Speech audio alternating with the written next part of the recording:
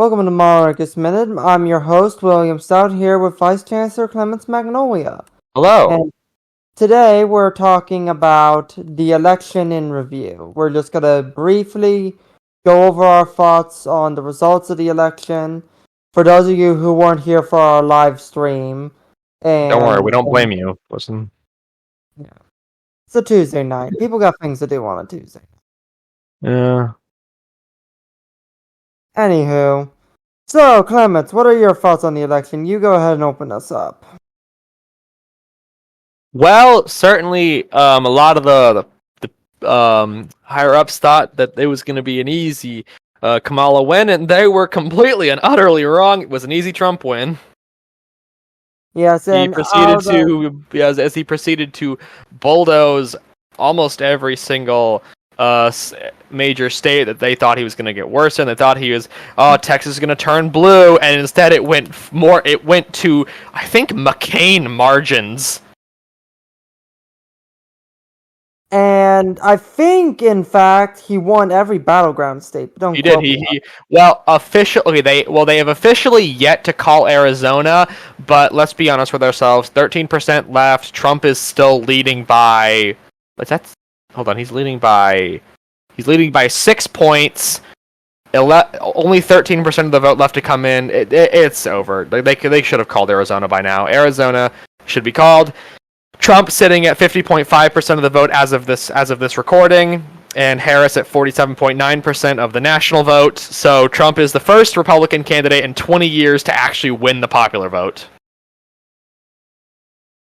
Quite a few upsets going on too. Like Virginia this year looked really red. Well, no, not even Virginia. We should be looking at the real one. That's as New Jersey proceeded to go pretty red to the point that I think New Jersey is one of the trended massively to the right. So did Illinois. In fact, the Democrats did so bad in Illinois that they won it by only 9 points. I didn't realize they did that bad in Illinois. They proceeded to win it by less than a safe margin, which safe margin is 10 points. So. I was too busy watching and laughing at Jill Stein spoil Virginia to notice that. Yeah, for a while she was spoiling Virginia, but then Kamala pulled it back. Yeah, that was funny to watch though, because we were watching that on the live stream. Oh yeah, it was just ridiculous. Yeah. I think I was the one who made the comment on my personal Twitter, or I may have done it on the MOA Twitter, but the Democrats will never forgive the Green Party after what almost happened in Virginia. Oh, yeah. So didn't you say you went to a watch party? Of course, for a little bit I did. Anyway, you were going to make a comment. The fact that California has still only counted 66% of their ballots so far, so that's... Seriously? It's been... Yeah, Oregon is only sitting on 84% counted. Arizona, 87% counted. Almost every other state. What's up with Utah? The West? Well, one, it's later, and two, I think it's just population, and also Arizona. I know for Arizona, it's also due to the fact of what is it? What's it called? Mail-in ballot system. Arizona has a much larger mail-in ballot system than any other state, and so for them, they have to make sure everything is correct and all that stuff. That makes sense, given how remote some of the places in Arizona are. And that kind of comes back to Alaska, which is, pardon me. Alaska has only counted 77% of their ballots, but then again, that's also because it's Alaska. It's so widely spread that it takes a while for them to grab all their ballots. Yeah, but what percentage of the Alaskan population actually votes? Because I imagine the people living out in the bush, for lack of a better term, could care less. I don't know. Do you think people who live out in the bush probably vote, or? Yeah, I think people will still vote there. I don't know. I would just think that if they were living like in a super isolated environment, they wouldn't even bother because they would just be so Yeah, so far out. removed from the world that they wouldn't care regardless. Like even if someone who disagreed with them would get elected, it's not like anyone's gonna come out there and enforce it. Yeah. Yeah. So I know you were very angry about your gubernatorial election. You want to talk about Not that? angry at it, more just angry at the fact that we still chose Mark Robinson to be our candidate. He was just a terrible candidate. He proceeded to lose the election by over 14 points to Josh Stein, who really didn't have a whole lot.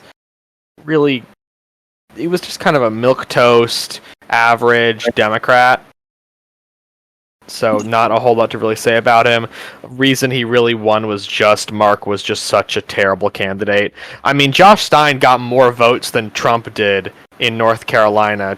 He proceeded to beat Trump by about almost 200,000 votes. No, roughly 150,000. Stein outran Trump by 150,000 in North Carolina. The moral of the story is don't call yourself Black Hitler. Well, just don't put up a bad candidate. When the same thing happened in Pennsylvania in the midterms, when Josh Shapiro proceeded to crush Mastriano because Mastriano was just a terrible candidate. I mean, it's really that simple. The lesson of the story is just don't put up a crappy candidate. Yeah, but sometimes the crappy candidates still win. They elected the car dealer, unfortunately. Well, he wasn't really that crappy of a candidate. You just hate the fact that he's a used car salesman. Can't trust a car salesman. That's literally it, though. But yours didn't say that he was Hitler or something of the like, or Which have a is massive true. scandal. That is true. Your guy was just kind of a pretty just average guy who was just not average. He's an immigrant too. So when he's a legal immigrant, good for him. 50, that's all I'm saying. You're just hitting because of used car salesman. You don't have any real good reasoning behind it. Oh, I have good reasoning to not like to not like Mark Robinson. He's an idiot, and why on earth we chose him, I don't know. Listen, I voted for Dale Falwell in the primary because Dale was a better candidate who was our treasurer and was doing a great job, and he should have been our next governor.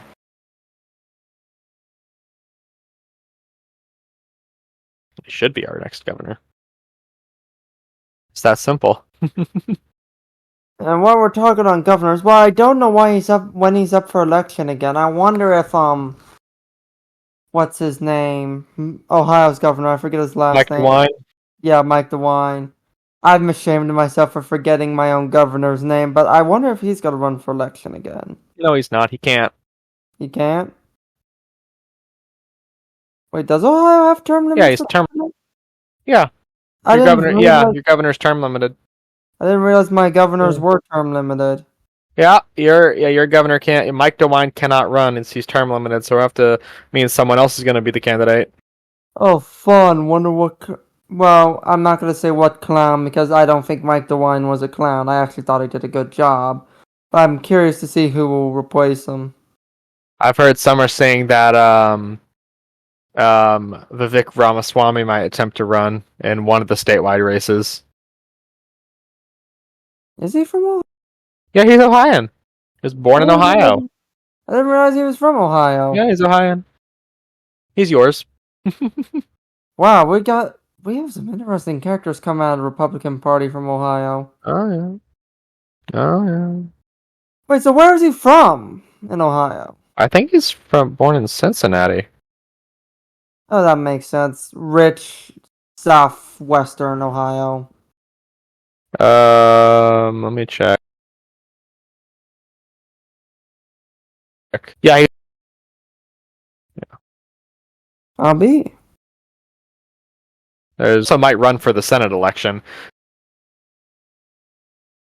because Vance is now going to be our vice president. It means there's going to be an open Senate seat in Ohio that Mike DeWine's going to have to fill. Vivek might be good for that spot. What is Vivek's current title or position? What is he currently? He doesn't have one. He's just a businessman. Really? Yeah, but I didn't know. whole reason he even came into prominence was just because he tried to run for the Republican nomination for president. I didn't know if he did something before. He was such a flash in the pan thing that I really didn't bother learning anything about him. But we have a Republican who was a presidential candidate, a Republican who clinched the VP nomination. This has been a big year for Ohio politics. Yeah.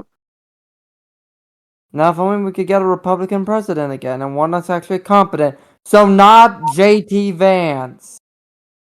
If we put JT Vance in the Oval Office, then Ohio will never be allowed to cook and have a president again.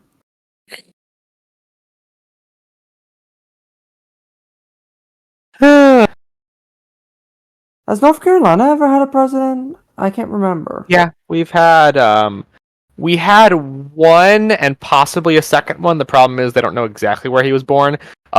President Polk was possibly born in North Carolina, but he was born near the border with South Carolina.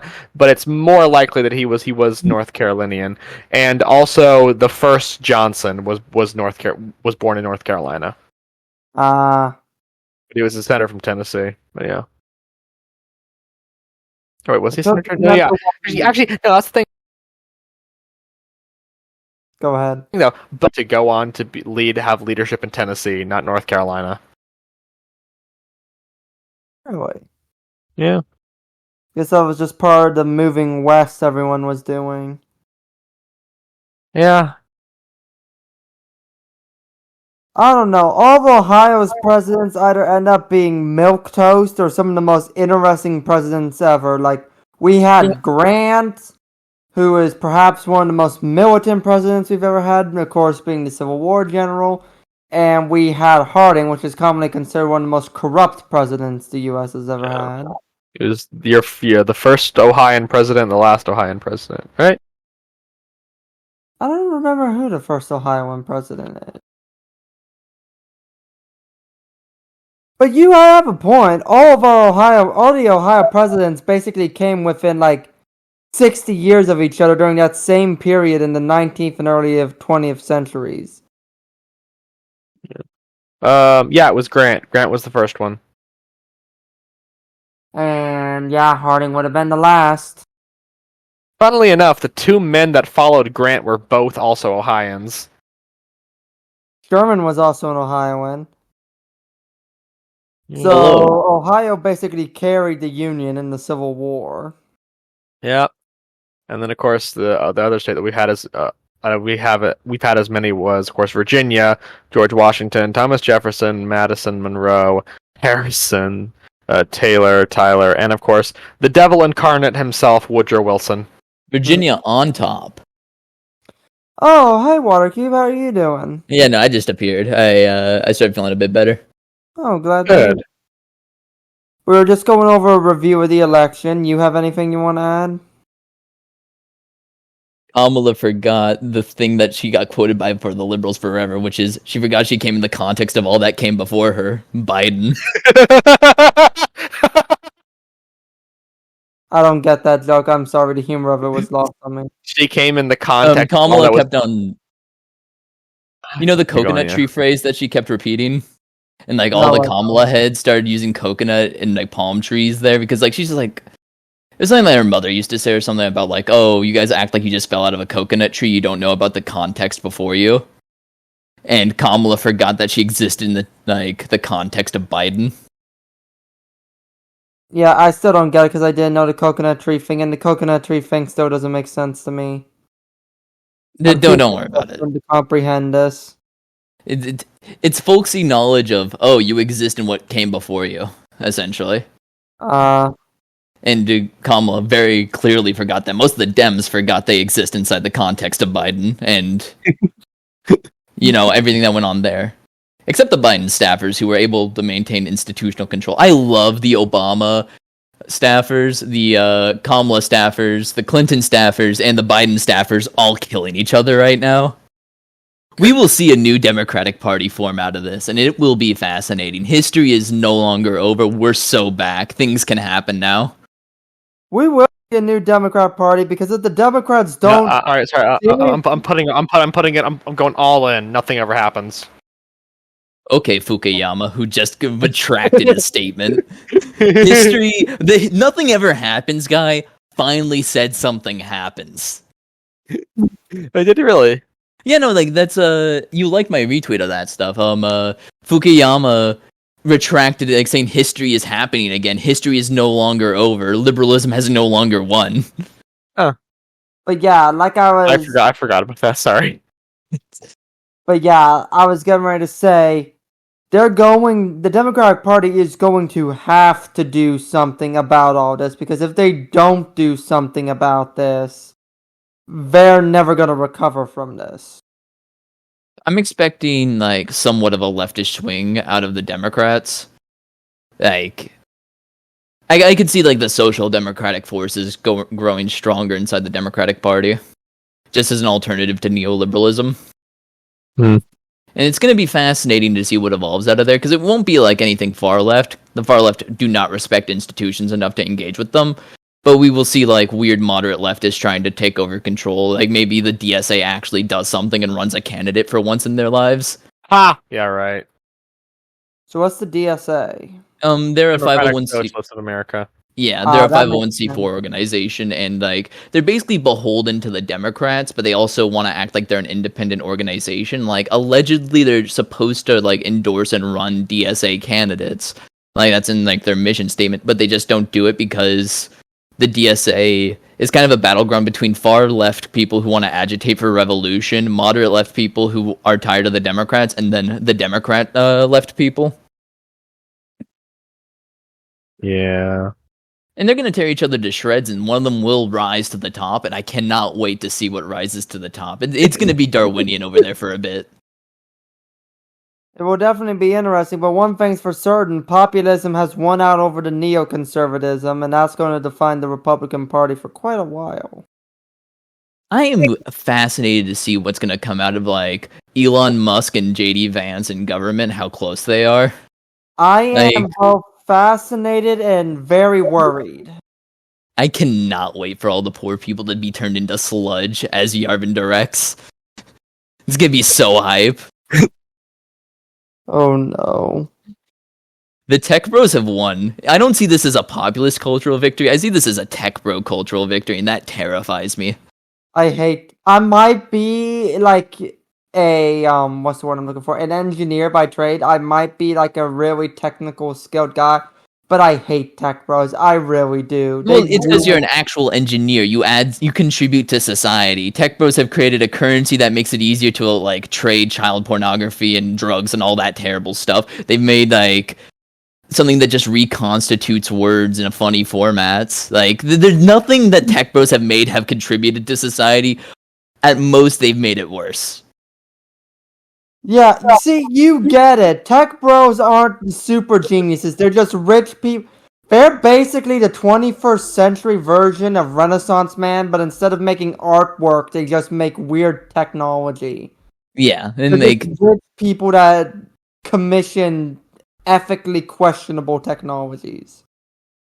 and then they get mad when you call it ethically questionable because like you're not thinking about the future enough, guys. Clearly, we need to allow AI images to generate all these different things, regardless of it being ethically or morally awful. Like all the AI, like this was an issue in Disney a while back. Like when they made Rogue One, they made a digitally rendered version of young Princess Leia. Yeah. For the movie, I was like, that is incredibly unethical that they can just digitally create the likeness of an actor and then not actually have to like pay royalties or anything for it. Like they're gonna abolish death in the worst way, which is that our likenesses will live forever in AI slop. Dear God, please no. Like they're gonna also try to cure death normally, but like I don't think that's gonna turn out well. I think we're gonna fry a couple of humans' brains before we figure that one out. Yeah, most likely. One of my biggest issues, particularly with Elon Musk, is how brain dead some of his ideas are. Like, I'll be honest, I hate the idea of a self-driving car. it's a stupidly, what's the word I'm looking for? Not ambitious, but hubristic idea. It is the individualist ethos taken to its logical conclusion, where it's like, why would I ride on a bus when I can ride on my personal bus? And I'm just trying to figure out why we're trying to make a self-driving car when a self-driving train makes so much more sense. Well, we kind of already have those. Like, we've It'd be reached that so- level of train. But it'd be Yeah. so much easier too, and make so much more sense because, you know what? I'm not even gonna have this conversation right now because it'll get us off topic and it'll make me very, very angry. Well, actually, to tie back Amtrak to the elections, I can't wait for, like, the one thing that's going to remain true regardless of, like, the Dems one or if the Republicans one is that Amtrak will get worse. God, I wish you weren't right. Okay, like, Trump removed the food cars, like, under the Trump presidency, food cars were removed. Pete Buttigieg, like, reconfirmed that removal, and then now it's going to rot further. Yeah. Like, it is genuinely cheaper to fly most places now than it is to take a train to the next city over. Like, it's cheaper for me to fly to Richmond from Norfolk than it is for me to take Amtrak. And that's just wrong. That That is is so just wrong. It's wrong. so wrong. And you know, Clements and I, we had a very, very nice experience with Amtrak last year at March for Life, so it's a shame that Amtrak's gonna get neglected like this. Amtrak is nice. I love Amtrak. I wish it was invested into more, and I wish states took up more initiatives to step their own express rails. Like, the VRE is, like, for a daily commute train, is pretty okay for what it is. I made this comment after the March for Life. I said, whatever criticisms I've ever had of Amtrak, I apologize and I take it back. Like, it's But really within the issue. reason. We don't own our railways. Like, I wish the state just owned the railways and taxed companies to use them. I feel as if that would be good. Like, we should nationalize the railways. That's if we're gonna nationalize anything, just that. Just the tracks. Yeah, like, Yeah, we should just yeah, own just those. tracks. Like, If we can nationalize the interstates, roads, and highways, we should be able to nationalize railroad infrastructure. yeah, like, it's important. It's vital infrastructure that the state should control. It should not be at the whims of the market. Right, and Oh, that way... hold up. Okay, update. They finally called Arizona for Trump. They finally did. 9:30 EST on the 9th of November. They finally called Arizona. Wonderful. Jeez. Every bad Hey. rap. Took long enough. They needed to take their time to make sure they counted right. Can't wait for the recount, though. I can't wait for Blue Baga. I cannot wait for Resist LibJan 6. I'm so excited. I am so hyped for that. I really hope they're full enough. I have a friend of mine. He's a Polish socialist, and he has been DMing me, and he's DMing me all the freaking resist libs, and he's like, I can't wait for Lib January 6th. I'm like, oh, it's gonna be great, dude, so great. They're gonna deploy Mecha Gavin Newsom on y'all. I'm sorry. I'm sorry, I don't see any way in which he actually could win an election. I'm sorry. He has just continually driven California into the ground. He just got lucky when he was just sounded somewhat smart when he was debating frickin' Newsom. Or sorry, with DeSantis. Oh no, it's more that it's sociopathic tendencies and like good photo ops. That's true, yeah. Like the Americans yearn for someone who's a little sleazy. Like Trump's kind of proof of this, and like also Chris Christie remaining in New Jersey for forever also proves this. Like we need a couple of more sleazeballs for like the Democrats to win a couple things. Like Gavin liquefy the poor Newsom. Like he's like liberal neo-reactionaryism. He's like a liberal Yarvanite, and I love him for that. He is like him decking those Chinese children in a game of like what was it, soccer or was it basketball? I don't know, something. Like the man who's willing to like pile drive a child down to the floor, like that's a good level of sociopath. Why do Americans like scumbags in politics? That's the question. Because they feel honest compared to the very squeaky clean like presidential candidates that we had throughout most of the like 80s to early 2000s, where they like were presidential and were clean and like when it comes from the neoconservatives and neoliberals. Presidential and clean. I don't know if we can say that Bush and Obama were clean though. They appeared clean and smart. Like what they did was different. That's it's true. the That's true. appearance. They appeared clean and smart, even though Obama was lying through his teeth about all of his policy in 2008, and of course we all know what happened with the Bush administration. Yeah, like those things. Like they tried to present themselves. They weren't honest about it. Trump's honest. Gavin Newsom is like, I will kill poor people, honest. Like he's like a true liberal. He's like one of those liberals that are on Twitter right now, like putting on their Klan hoods. We need to have a talk about Latinos in America. Like my brother in Christ, white women voted more for Trump. Like go like, you guys forgot intersectionality. You guys, that was your theory. Please use it. The white women voted for Trump. It's all over. We finally owe white women an apology. Well, it's like, here's the thing. Like, coming from, like, the left perspective, it's just that all these liberals, like, they think they are a lot more moral than they are, and they try to view the world through moralist lens. Like, almost all of, like, the mainstream American politics try to do this. But, like, they assume everyone who's a minority is instantly on side, and they also doubt, like, white women's reactionary stuff because they forgot feminist history and how it started off as black men were able to vote before white women. Like, they need to read Jay Sakai or something. I don't know what I'm saying anymore. I'm just pissed off about how liberals react to things. I remember somebody was talking when a bunch of Kamala supporters and libs were talking about Susan B. Anthony and how, you know, mother of modern feminism, blah, blah, blah, blah, blah. And then somebody posted something about how Susan B. Anthony was pro-life, and it was a famous quote by her against abortion. It's just like, y'all seem to forget your roots. Yeah, like, Planned Parenthood led to the Delcon Shield. Yeah. Well, and let's also not talk about the roots of who was the woman who founded Planned Parenthood again? What's her name? Oh, I don't remember her name, but I know what she got up to. And Sanger? Was it Margaret Sanger? Possibly. That sounds right. I'm just thinking about the Delcon Shield incident. I really want to yap about that.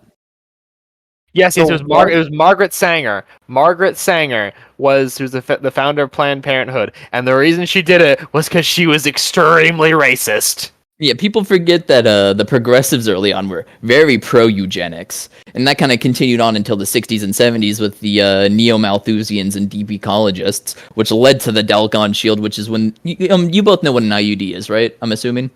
No. So, what is it? It's a form of birth control. Oftentimes, either it's put into the arm, it's a piece of copper, or it is inserted. Yeah. I know yeah. And basically, what happened was a bunch of like American deep ecologist, progressive environmentalists distributed faulty Delcon shields that were known to cause vaginal tearing to intentionally sterilize sub-Saharan African women because they would give them out for free and they would not be sterilized. They would, again, they had that major issue where they would cause scratching inside the canal. So people would be dying of sepsis because of this. And they weren't stopped until like the 80s, maybe like 90s. And like there's still women with Delcon shields in that can't get them removed because it's at a high risk for infection. Lovely. And like... But this makes sense now, because I remember hearing about this a while back, why some minorities don't trust doctors. And I heard this especially in regards to, like, Native Americans, that this was a big problem. Oh, like, Native Americans had issues with that. African American communities, because of, like, the Tuskegee syphilis experiment. Yeah. Like, we have not treated our minorities well. That's been one consistent thing in American history. One thing I do want to talk about minorities is the fact that the exit polls have shown that 56% of Native Americans voted for Trump. I don't find that hard to believe. I think there's a good reason as to why they did that. RFK Jr. I don't see the connection, but I just am like Native Americans. Well, it's also just during when he was an environmentalist lawyer, he was very often fighting for Native American tribes and for all their stuff as well. So I think his RFK Jr.'s endorsement probably helped him a lot with Native Americans. I was also just kind of thinking, like, don't a lot of Native Americans live in Oklahoma? Yeah, as well. And Oklahoma's safely red. Well, of course, it's not as much. It depends on which one we're talking about, because most of them have basically been integrated into the the more, I guess, say, white American society. Like, Right, I want to see how that compares to like last election. How many Native Americans voted for Biden? And that's what I'd be right. curious I'll about. really check. And it depends on the tribe too, because I know like the Lakota Sioux up in Dakotas are very, very anti-American, would probably vote very left-leaning, but like the Cherokee are very, very violently American in contrast. I wouldn't like quantify like the The Lakota as Lumbee, anti-American. the Lumbee tribe of North Carolina, they actually voted very much Republican because I think Trump said something nice about them or whatever. I can't remember exactly what it was, but I know Trump said something positive about them at one point, and they love him for it. I love American ethnicity politics. It's so stupid. We don't know what we're doing over here because we rotted our brains on the idea of whiteness. Because we don't know what a white person is anymore. I mean, what was that defined? Like, it was WASPs at one point. Now Italians are here, and Irish and Germans. Polish people? Like, there's no sense of whiteness. And that's kind of like we just need to abolish the term, and then we will finally have peace. Because I want Italian Americans to be very Italian American again. Same with German Americans, because I think that'd be funny. I'm down for that. The food in Ohio would get so much better if German Americans actually acted German. We'd get actual decent bratwurst in this state, and Yeah, not no, the like fast ones that they sell at stadiums. we need to just I mean, bring the back one a thing, though, is localist just the culture. First World War. The First World War and its consequences is way heavy. The First World Upon War and our its name. consequences has been a disaster for mankind. We just need to reverse that stuff, but also we need to encourage every other like weird ethnicity to start developing its own culture. I think that'd be good. I think we need more culture in the United States because we have too much of like a focus on whatever the fuck white is and what is not white, and I think that's pretty dumb and limits our cultural capabilities. I'm fully in support of regional cultural identities becoming a bigger thing again.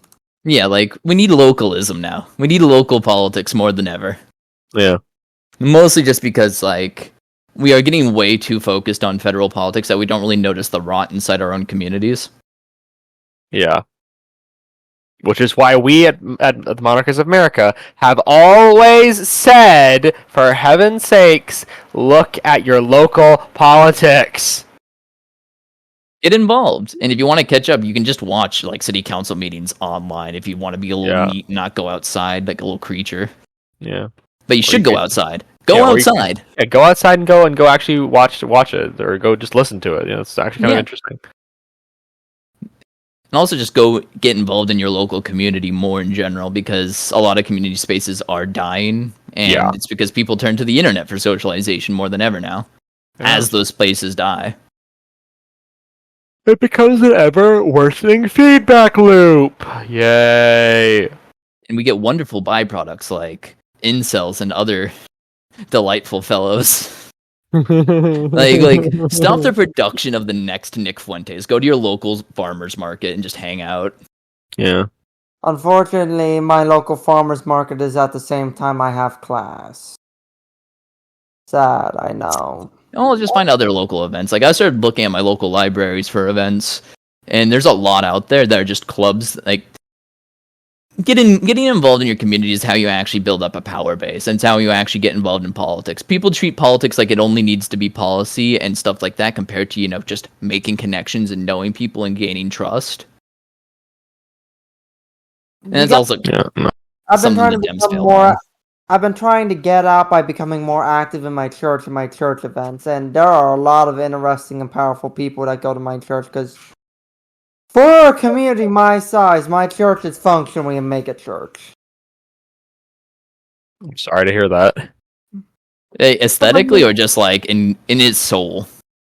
Well, when I mean for a community my size, I mean my town has 33,000 people, and my church has about around 1,000 attendance every week. So Okay, so it's just a big church.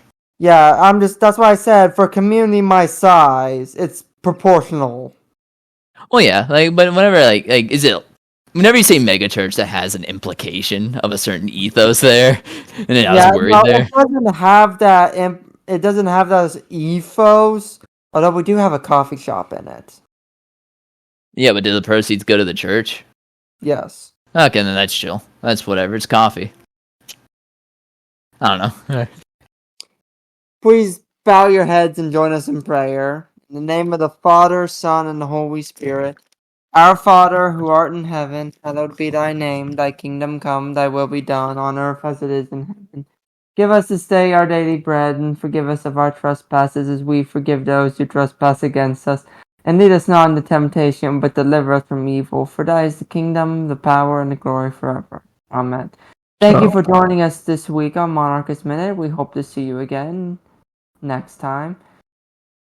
And please like, comment, and subscribe on YouTube. Do all those silly little things that we have to constantly say, or else the YouTube algorithm gods won't shine their light upon us. Yeah, Well, follow sorry. What? No, I shouldn't say light. There is no light coming from YouTube. It's YouTube.